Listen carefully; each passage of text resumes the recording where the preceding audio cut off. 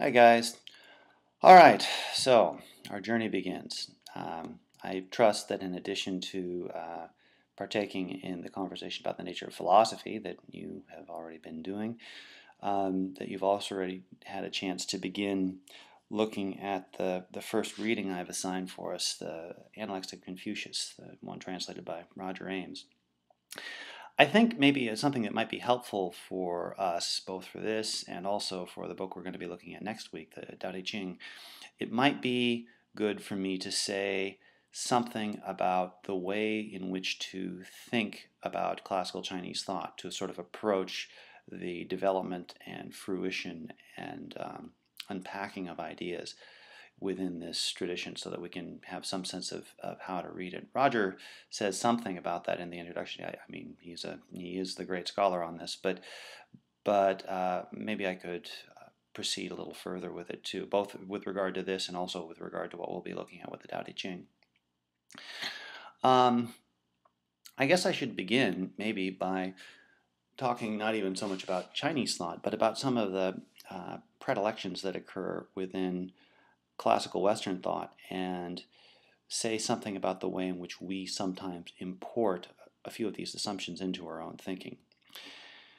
There's a concept, it's a word, Greek word. I don't know if many of you are familiar with it or not, but the word is arche, A-R-C-H-E, with a little dash over it if you want to look it up, arche.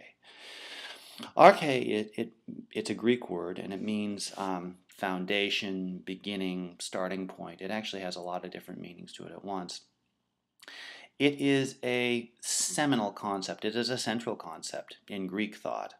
And it's the concept that plays this role of how it is that we come to think about what the world is, how it is that we can say we know something about the world.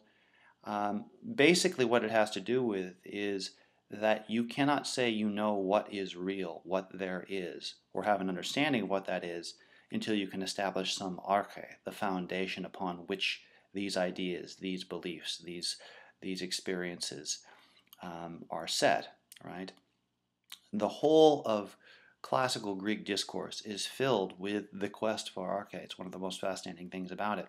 So much so that when you look at the evolution of Western thought, and in particular in our case of Western philosophy, one of the things that you see hidden deep within there is this persistent and perpetual pursuit of arche, right? That there's always this way in which we're looking to find the ground of things. Indeed, it's such a deep idea that to some extent, we don't even realize we're using it, that we're presuming this, that we're bringing this baggage into our discussions.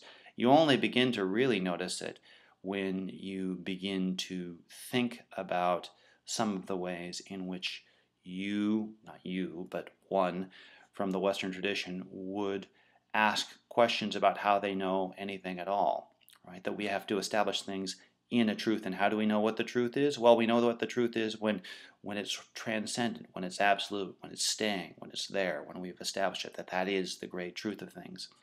Well, the interesting thing is that I'm not sure that that's unique to Greek thought. Certainly, we're going to see some of that with Indian thought. There's very much a sense of that in the Semitic traditions as well. But it is something that is perhaps more than anywhere else very pronounced in Greek thought. And I bring it up because it is nowhere, and I mean nowhere, pronounced in the classical Chinese tradition. Now, this isn't to say that classical Chinese thought didn't think about or speculate about the universe. Obviously, it did. You can see that with some of the ideas that are brought forward in the Analects, and you can see this with regard to a number of the ideas that are brought forward in, with the idea of Tao, with the idea of Qi, a number of other things that are brought up in Confucius and are going to be played out in spades with the Taoism. But while these questions are brought up, and while these ideas about what we call in the philosophical business cosmology are pronounced and important, while all of those are there, the idea that this cosmology, this questioning about what the nature of the totality of things is not thought of in terms of arche. Here's what I mean. For one thing, when you talk about the nature of reality in classical Chinese thought, there is an assumption, there is a beginning point within this conversation, that reality is a fundamentally dynamic thing. It's the fundamentally dynamic situation. Indeed, really, it's more of a process than an entity. Now, let me say that again. It is fundamentally dynamic. It is more of a process than an entity. One of the things that this is going to mean is that there is basically a verb-like character to reality and to identity within reality. Things don't be the way they are in, for lack of a better way of putting it in English. Things are what they are by doing, by proceeding, by acting, by engaging, by relating, right? This is what allows something to be what it is. This is the being of the thing, all right? So that there is this dynamic nature to reality. Reality, as it were, unfolds by virtue of its being, its doing of itself. Indeed, as we're going to see, this is what the Tao is. And you have to keep this in mind. How does this play out for Confucianism? What's its role for Confucian thought? Well, there's a couple things that are really important with regard to this. One way in which this is going to play out within Confucianism is the way in which it plays into the role of personal identity. If you have a situation in which all the things in the world, the objects and the persons and the things that we call real, exist in such a fashion that they are by virtue of their acting and doing, then to try to talk about the essence of something, the very basic inner nature of it, it really doesn't make sense to try to reduce it down to a single point, to a single unchanging essence, to a definition, to an inner you, as it were. Because after all, there isn't an unchanging definition, right? There isn't some sort of unchanging essence. What is there? Well, I'll tell you what there is. What there is a set of relationships. And this plays out, as far as persons go, in the sense that human beings are not just some set autonomous being. There's not a human being really is not a condensed, complete, set down essence. We are not an unchanging soul. What we are is a web of relationships, a field of relationships. We are an emergent situation.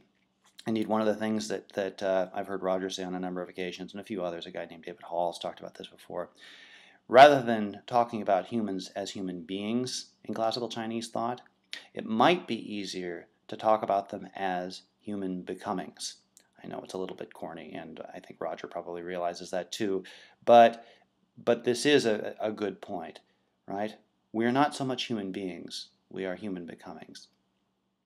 And this becomes one of the reasons, maybe this becomes the reason why this concept that is brought up at the beginning of the Analects, this concept of Ren, this two in one, becomes so absolutely central.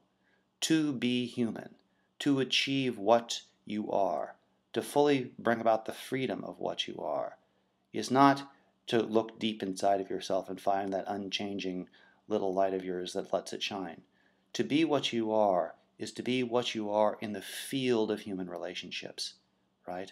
To find ways in which to engage, in which to relate, in which to interact, in which to become. This is what it is to be. This is what it is to know. This is the nature of what human beings are. So, I'll talk a little more about this later on. Suffice to say, though, Ren, this idea of authoritative conduct, sometimes translated as benevolence, it doesn't just have to do with acting and being good little boys and girls. It's a form of self-realization, because to be what you are in classical Confucian thought is to emerge in this dynamic web of relationships that is reality.